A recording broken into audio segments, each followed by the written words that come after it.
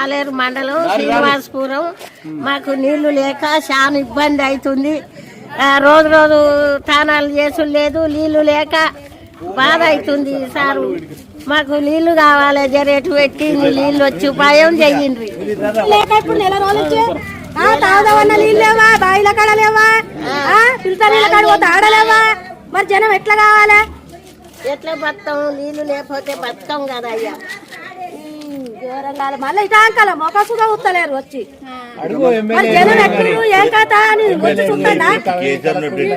కేసీఆర్ ఉన్నప్పుడు మంచిగా ఉండే, మంచి సౌలత్ అన్ని చేసిండు, మంచిగా చేసిండు. మాకు అన్ని సౌలత్ చేసిండు,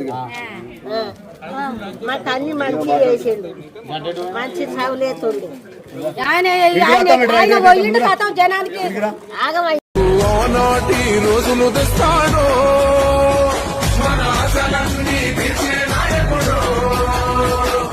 ఇందిరమ్మ రాజ్యం మళ్ళీ రేవంతు వల్లే సాధ్యం ఓహమంటూ లేని